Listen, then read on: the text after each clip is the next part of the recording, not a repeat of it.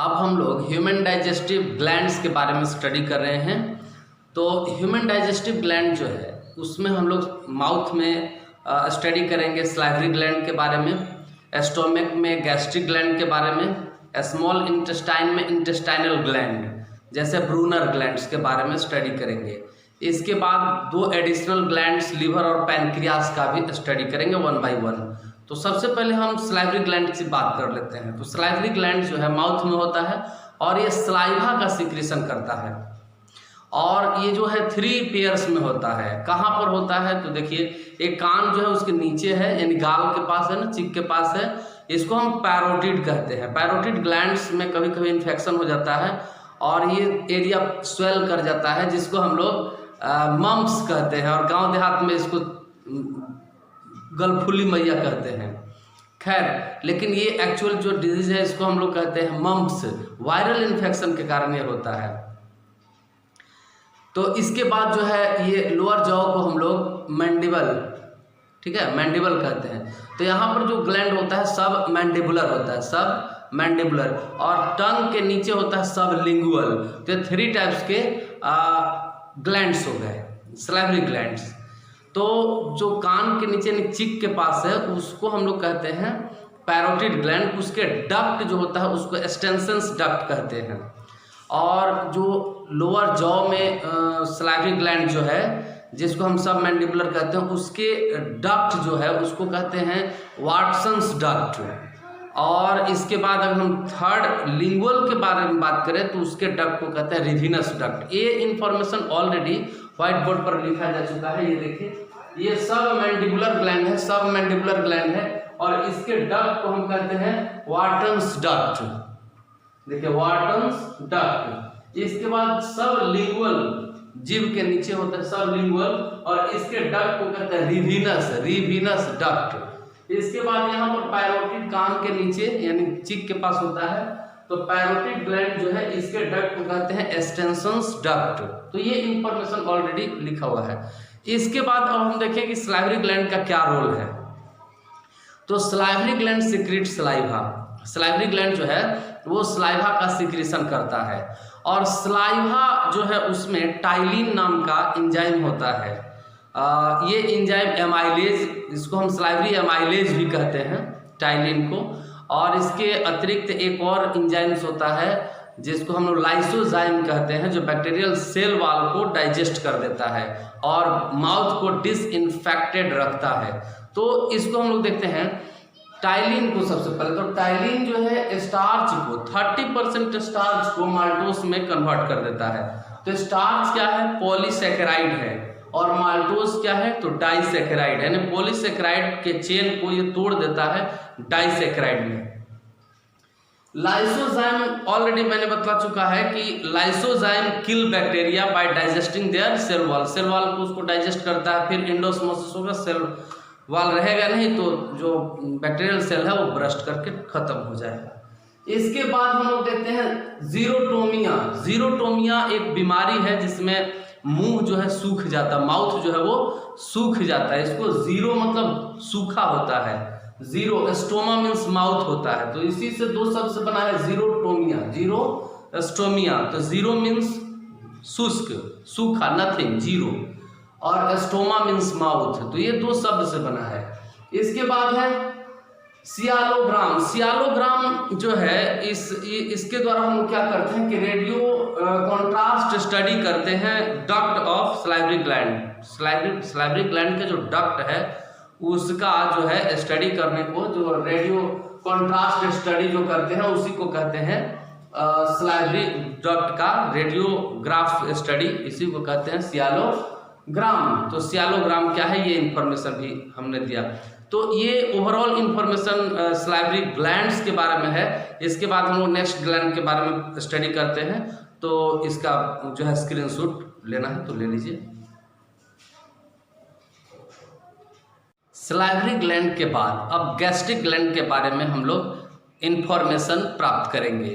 तो एक्चुअली क्या है कि गैस्ट्रिक ग्लैंड जो है स्टोमक में पाया जाता है। स्टोमक में कहाँ पाया जाता है? तो स्टोमक के इनर लाइनिंग जो कि एक म्यूकस मेम्ब्रेन है, lamina propria, of mucus membrane उसमें पाया जाता है।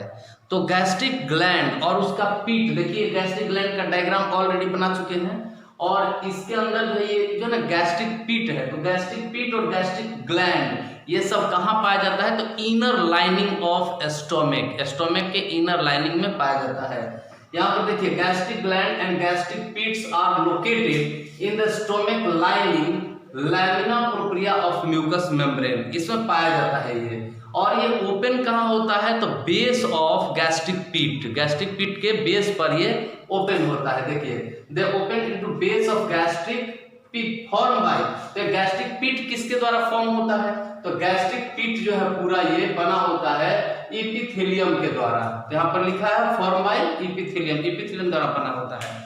और देखना है कि गैस्ट्रिक ग्लैंड जो है उसमें कौन कौन से सेल्स होते हैं, तो डिफरेंट टाइप ऑफ सेल्स होता है, जैसे mucus cell, peptic cell, oxyntic cell या फिर जी सेल। जी सेल जो है देखिए इसको राउंड अप इसलिए कर दिए हैं कि ये इंडोक्राइन सेल है, और इसका जो सिक्रीशन है जिसको हम कहते हैं गैस्ट्रीन, वो सीधे ब्लड स्ट्रीम में जाता है, तो इसको इंडोक्राइन सेल कहेंगे। और म्यूकस सेल जो है या फिर गॉबलेट सेल, ये यूनिसेलुलर है ना, यूनिसेलुलर ग्लैंड है और इससे सीक्रेट होता है म्यूकस। तो वन बाय वन करके देखें। फोव्यूलर सेल, फोव्यूलर सेल को ही म्यूकस सेल, म्यूकस नेक सेल कहते हैं, म्यूकस सेल कहते हैं या फिर गॉबलेट सेल कहते हैं, और ये म्यूकस का सिक्रेशन करता है। और यही म्यूकस जो है स्टोमक के इनर लाइनिंग को एक प्रोटेक्टिव वॉल की तरह सुरक्षा प्रदान करता है, ताकि उस पर जो डाइजेस्टिव एंजाइम्स है या एचसीएल है उसका जो है कोई इफेक्ट ना हो। और ये ध्यान रहे कभी कभार हम लोग बहुत ज़्यादा स्पाइसेस फूड खाते हैं तो एचसीएल ज़्यादा निकलता है, और उसके कारण क्या होता है, गैस्ट्रिक अल्सर होने का शिकायत होता है। या फिर कोई वाइन लेता है, सुबह सर दर्द होने लगता है तो डिस्प्रिन ले लेता है, तो उसके कारण भी क्या होता है ना कि एचसीएल का ज़्यादा, ऑक्जेंटिक सेल जो है ना, ये देखिए ऑक्जेंटिक सेल जैसे एचसीएल, ये जो है ऑक्जेंटिक सेल जिसको हम लोग पेरिएटल सेल कहते हैं, इससे एचसीएल का सिक्रेशन ज़्यादा होता है, और जो म्यूकस लेयर जो होता है वो उसमें सूजन आता है, फिर फोड़ा पड़ जाता है जिसको अल्सर कहते हैं, और इस अल्सर को कहते हैं पेप्टिक अल्सर। लेकिन कभी कभी क्या होता है कि ये अल्सर बैक्टीरिया के कारण भी हो जाता है। जैसे आपको बता दें कि एक बैक्टीरिया है हेलिकोबैक्टर पाइलोरी, हेलिकोबैक्टर पाइलोरी, ये बैक्टीरिया जो है कभी कभी इसके इन्फेक्शन से भी पेप्टिक अल्सर होने का शिकायत देखने को मिलता है, तो ये ध्यान रखना है। तो कौन कौन सेल है, तो पहला है फेव्यूलर सेल जिसको म्यूकस सेल या फिर गॉबलेट सेल कहते हैं, इससे म्यूकस सीक्रेट होता है। दूसरा नंबर चिप सेल है जिसको जाइमोजेन सेल भी कहते हैं या पेप्टिक सेल कहते हैं, और इससे प्रो एंजाइम सीक्रेट होता है, जैसे पेप्सिनोजेन, प्रोरेनिन, ये इनएक्टिव फॉर्म में सीक्रेट होता है। इसके बाद पेरिएटल सेल है जिसको ऑक्जेंटिक सेल कहते हैं, और इससे एचसीएल हाइड्रोक्लोरिक एसिड का सीक्रेशन होता है। और बता दिए थे हाइड्रोक्लोरिक एसिड कभी कभी ज़्यादा सीक्रेट होने लगता है, जिसके कारण पेप्टिक अल्सर का शिकायत होता है। और पेप्टिक अल्सर का एक और कारण बताए थे, वो बैक्टीरियल इन्फेक्शन, और उस बैक्टीरिया का नाम है हेलिकोबैक्टर पाइलोरी। इसके बाद हम लोग देखते हैं जी सेल, इसको ऑलरेडी राउंड अप कर दिए हैं, ये इंडोक्राइन सेल है और इसे सीक्रेट होता है गैस्ट्रीन, और इसका सीक्रेशन सीधे ब्लड स्ट्रीम में जाता है। इसके बाद हम देखते हैं आर्जेंटिफिक सेल, इसे सीक्रेट होता है सेरोटोनिन। तो ये जो अभी हम लोग देखे जी सेल से जो गैस्ट्रीन सीक्रेट होता है, ये गैस्ट्रीन क्या करता है, तो गैस्ट्रीन एक्चुअली क्या है कि स्मूथ मसल का कॉन्ट्रैक्शन में हेल्प करता है, तो ये ध्यान रखना है। और आर्जेंटिफिक सेल जो है सेरोटोनिन सीक्रेट करता है, और ये जो है कहाँ पर पाया जाता है, तो पाइलोरस पार्ट वगैरह में ये जनरली मिलता है। तो हम लोग अगर गैस्ट्रिक ग्लैंड को बांटे तो 3 पार्ट्स में बांट सकते हैं।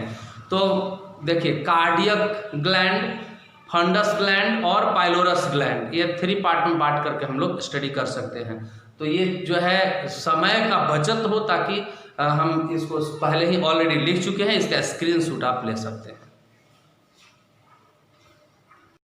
गैस्ट्रिक ग्लैंड के बाद अब हम लोग इंटेस्टाइनल ग्लैंड के बारे में स्टडी करेंगे, और सारा इंफॉर्मेशन जो है व्हाइट बोर्ड पर हमने पहले ही से लिख दिया है ताकि समय का बचत हो। तो सबसे पहले हम लोग देखें कि इंटेस्टाइनल ग्लैंड जो है उसको हम लोग दो पार्ट में बांट कर स्टडी करेंगे। एक क्रिप्ट ऑफ लिवर्कन या लिवर्कन ग्लैंड, जो दो विलाई जो है ना उसके बीच में पाया जाता है। जब विलाई का स्ट्रक्चर बनाए थे तो उसमें बताए थे, उसमें दो विलाई के बीच में एक गड्ढा होता है यू शेप, उसको हम लोग क्रिप्ट कहते हैं, क्रिप्ट ऑफ लिवर्कन। तो ये ग्लैंड है। और ब्रूनर ग्लैंड जो है वो डियोडेनम में पाया जाता है, और इसके जो सिक्रीशन है, इंटेस्टाइनल ग्लैंड का जो सिक्रीशन है उसको इंटेस्टाइनल जूस कहते हैं या फिर सैकस इंटेरिकस कहते हैं। ये सारा इंफॉर्मेशन हमने लिख दिया है। अब देखिए, सबसे पहले हम लोग लिवर्कन के बारे में देखते हैं, कहाँ है ये तो पोजीशन देख लिए।